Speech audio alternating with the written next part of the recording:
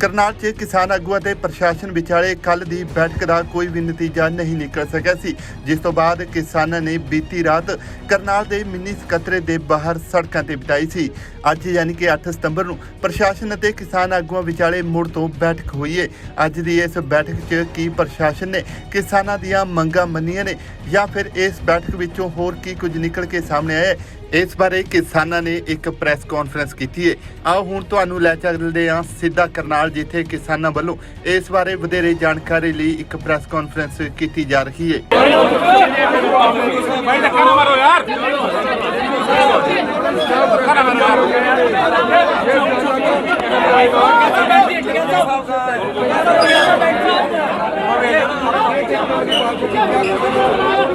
आप इधर आ जाओ, बैठो बैठो बैठो बैठो बैठो। ये हाथ क्या करने जाएंगे?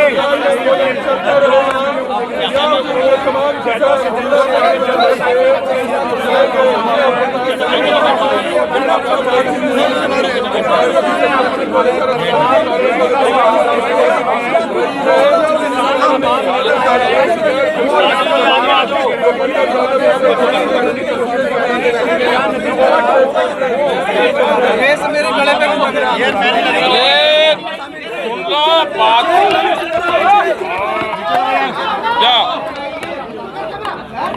बात धीरे से प्यार से बात सुन लो भाई। तो करनाल मुख्यमंत्री का घर आ रहे हैं तो ऐसे को हल्के फुल्के। हाँ बताओ जी।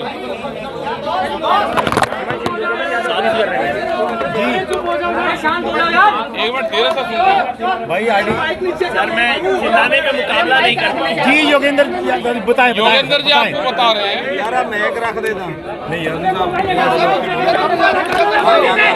मैं कितने रखी आगे।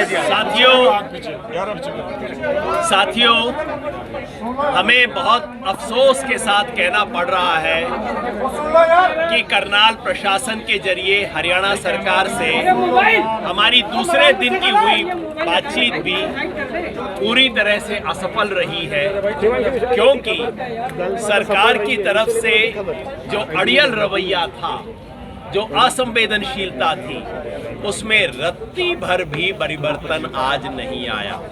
बार बार बात हुई, पहले डीसी और एसपी थे, बाद में कमिश्नर को भी बुलाया गया। हर आधे घंटे बाद ये चंडीगढ़ से बात करते हैं, लेकिन उसके बाद भी बात वहीं की वहीं रहती है। यानी कि किसानों ने जो मांग रखी थी, किसानों की मांग थी कि इन आईएएस अफसर आयुष सिन्हा पे 307, 302 का मुकदमा दायर होना चाहिए। 307 और 302 तो छोड़ो, सरकार उन पे किसी भी तरह का कोई मुकदमा दर्ज करने के लिए तैयार नहीं है, जबकि सरकार खुद कहती है कि लाठीचार्ज होना और आयुष सिन्हा का बोलना दो अलग अलग जगह की घटना है। तो फिर वहाँ के लिए, और इसको बाकायदा रिटन कंप्लेंट मिल चुका है, वीडियो एविडेंस मिल चुका है, उसके बावजूद भी वो करने को तैयार नहीं है। और दूसरा, किसानों की मांग थी कि जिस अफसर ने इस किस्म का बेहुदा, इस किस्म का गैर कानूनी आदेश दिया है, उसको सर्विस से बर्खास्त किया जाए। बर्खास्त करना तो छोड़िए, सरकार उनको सस्पेंड करने के लिए भी तैयार नहीं, जिसका मतलब है कि मामला कुछ खास है, जिसका मतलब है कि सीएम सिटी में काम करने वाला आईएएस अफसर खुद अपनी समझ से काम नहीं कर रहा था, उसके पीछे सीएम का हाथ था। इसलिए वो सामान्य काम जो हर रोज हरियाणा में होता है, डॉक्टर को सस्पेंड कर दिया, टीचर को सस्पेंड कर दिया, किसी अफसर को सस्पेंड कर दिया, फिर इंक्वायरी करवाई, जो दिन में दर्जन बार होता है, इस अफसर जिसके खिलाफ प्रमाण है, पूरी दुनिया ने देख लिया है, उस पे करने को तैयार नहीं है। इसलिए मुझे अफसोस होता है कि किसान संविधान और कानून की बात कर रहे थे और संविधान और कानून की कुर्सी पे बैठे हुए लोग बिल्कुल उसको मलिया मेट करने की बात कर रहे थे। इसलिए हमने आगे सोचा है क्या कार्यक्रम होगा, जो हमारे भाई बताएंगे। क्या कहना चाहेंगे सर आज की मीटिंग? देखो मीटिंग हुई, आज भी तीन घंटे मीटिंग आज हुई। और 2 घंटे मीटिंग कल हुई, लेकिन अधिकारी पूर्ण रूप से उस अधिकारी को बचाने का पक्षधर कर रहे हैं, उस पर मुकदमा लिखने को तैयार नहीं है, उसको सस्पेंड करने के लिए तैयार नहीं है। और यही कारण है कि 3-3 घंटे में और कई दौर की मीटिंग आज भी हुई। तो जो चंडीगढ़ है वहाँ से पूरा डायरेक्शन यहाँ के अधिकारी ले रहे हैं। तो हमने पूरा डिसाइड ये करा है कि हमारा धरना यहाँ पे बादस्तूर जारी रहेगा, और उत्तर प्रदेश से, पंजाब से, यहाँ से और जगह से भी लोग हमारे आते रहेंगे। हमारे दिल्ली के धरने डिस्टर्ब ना हो, एक मोर्चा यहाँ पे भी हम खोल लेंगे। और जब तक हमारी बात नहीं मानने जाएगी, जब तक संयुक्त मोर्चा का कोई फैसला और नहीं आता, जब तक अधिकारी और बातचीत करेंगे तो हम अधिकारी से बातचीत करेंगे। यहाँ पे हमारे लीडर्स हैं, वे बातचीत करेंगे। और ये हमारी बहुत मिनिमम से मिनिमम वो है कि उस अधिकारी के खिलाफ कार्रवाई हो, जो जिनका चोट लगी है उनका वो मुकदमे, ये सारी चीजों पे। और सेकेंडली बात होगी, पहले अधिकारी प्रायोरिटी पे हमारा धरना स्थल यही हमारा है। देखिए हमारी 3 मांगों को लेकर आज मीटिंग हुई है। गुरनाम सिंह जी, हमारी 3 मांगों को लेकर आज मीटिंग हुई है। एक मांग थी हमारी कि दोषी अधिकारियों पे मुकदमा दर्ज हो, और दूसरी मांग थी हमारी कि टूटी हुई गाड़ियों का, फटे हुए सिरों का और जो डेथ हो गई है उसका मुआवजा मिले। और तीसरी मांग थी कि जिस भाई की डेथ हुई है उसके परिवार के एक मेंबर को नौकरी।